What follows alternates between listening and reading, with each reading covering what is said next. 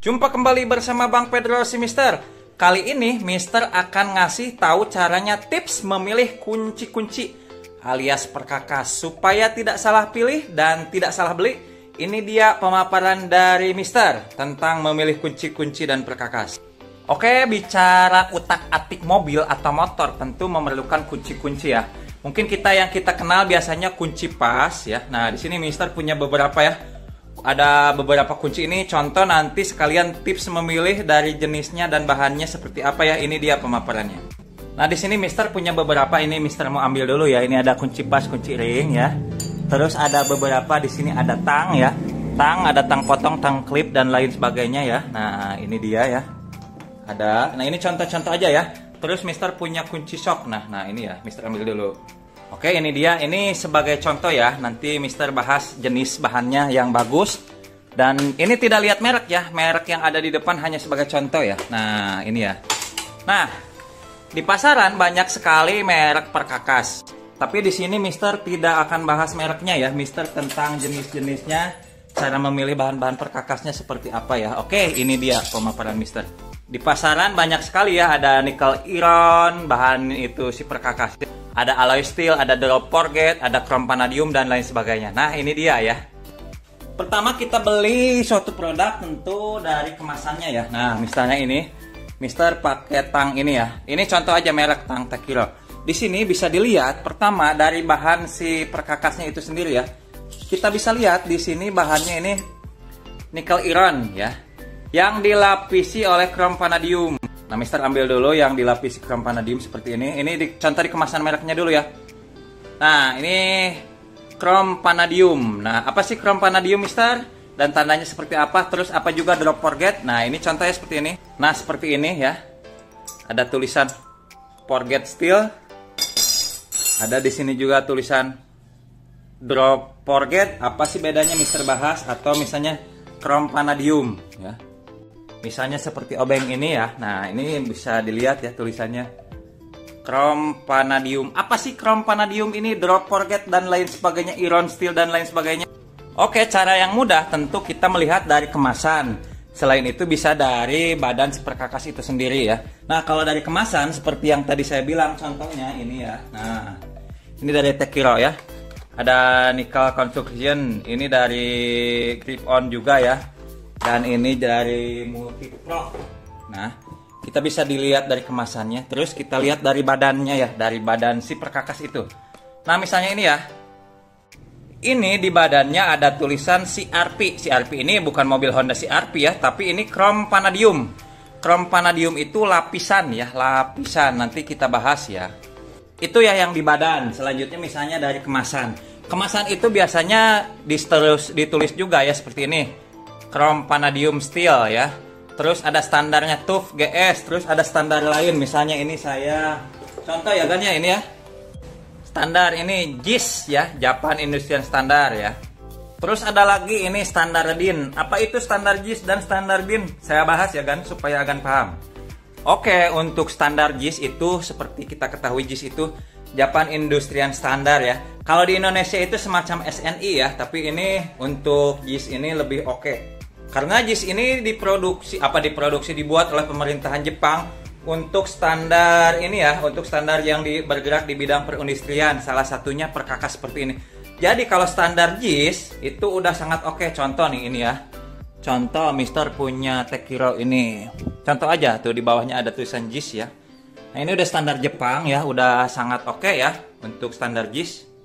Nah, ada lagi ini seperti ini standar DIN 838. DIN itu apa sih, Mister? Ini kalau nggak salah DIN itu, kalau nggak salah penyebutan ya Mister itu Deutsche Institut Norborgin atau apa ya. Pokoknya standar inilah standar Jerman ya.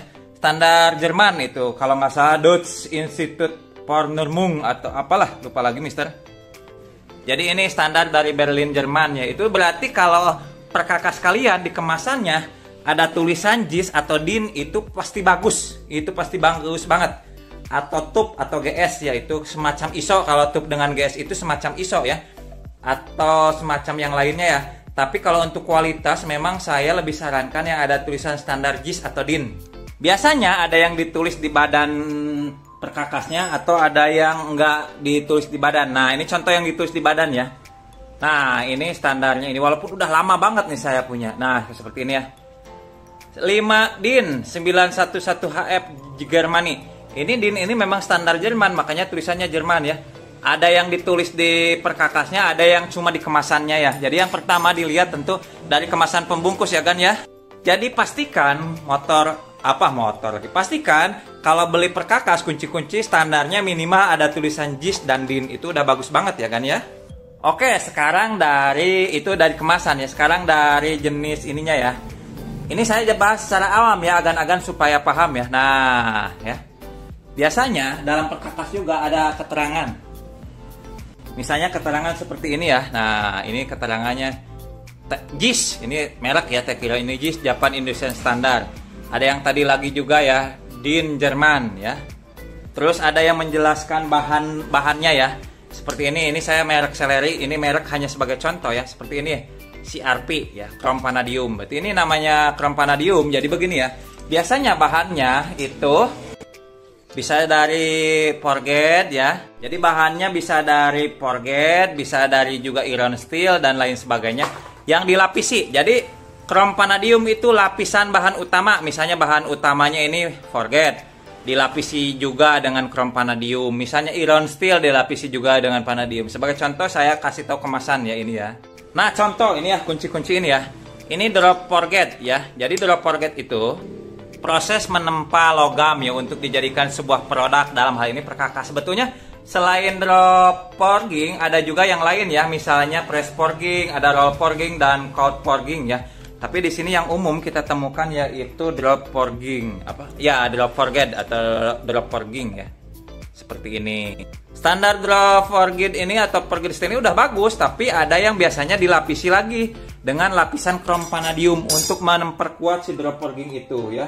Nah, seperti ini ya kan. Ini saya punya tracker magnet Tekiro ya. Ini sebagai contoh aja merek.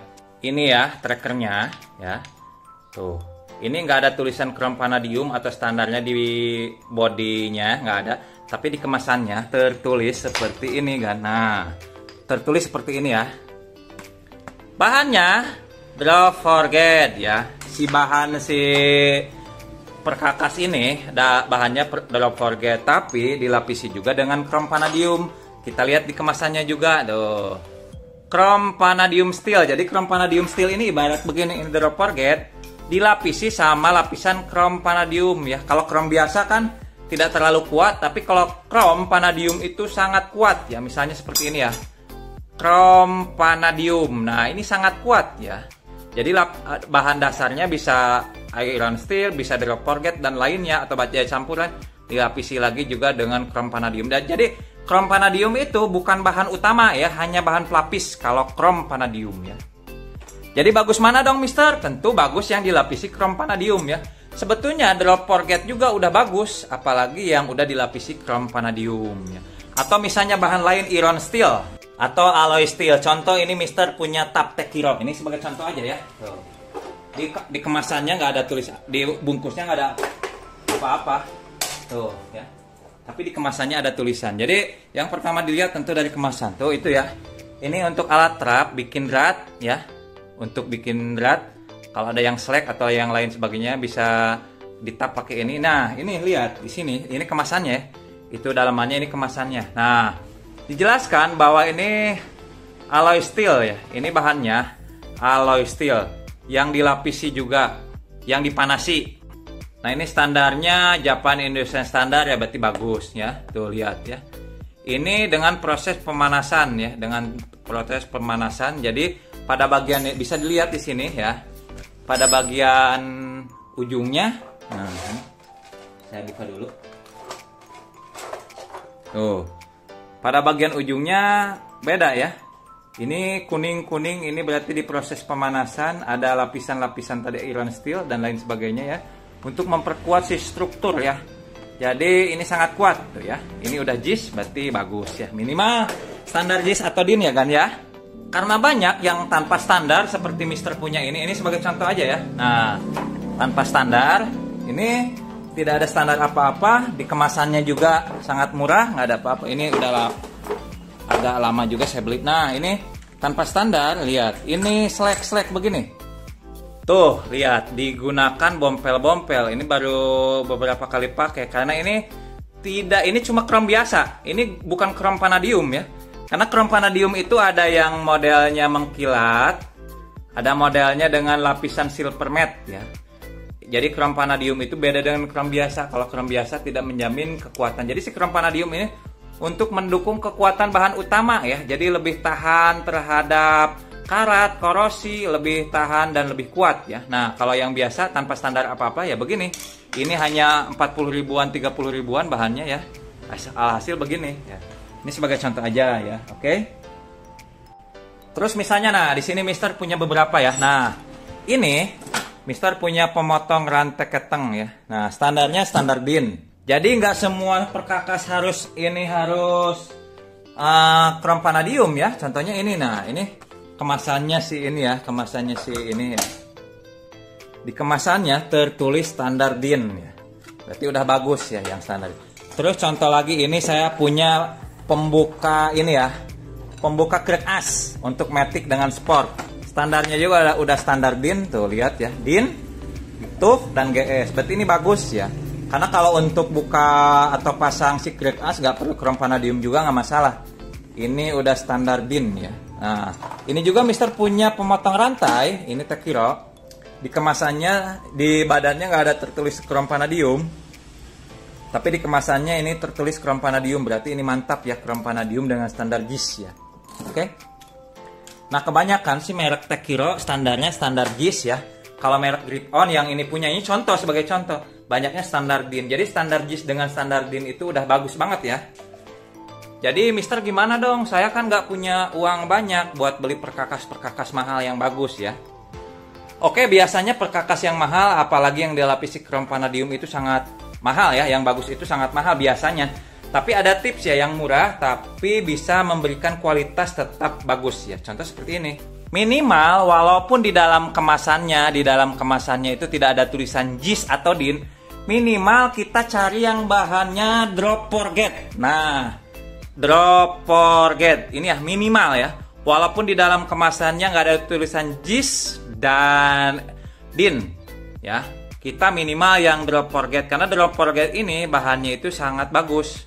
Jadi proses pembuatannya itu, pencetakannya itu dengan cara memakai mesin ya, yang seolah si mesin itu memukul, menempa gitu, sehingga terjadilah suatu struktur logam yang sangat padat, yang sangat bagus ya. Kalau ini bukan lapis, ini mereknya ATS ya sebagai contoh ya. Ini bukan lapisan krom vanadium ya, ini lapisan krom biasa, makanya ini tidak ada tulisan krom vanadium atau CRP ya. Ini bahannya drop forget yang hanya krom biasa. Ini minimal bagus seperti ini ya. Nah, misalnya seperti ini ya.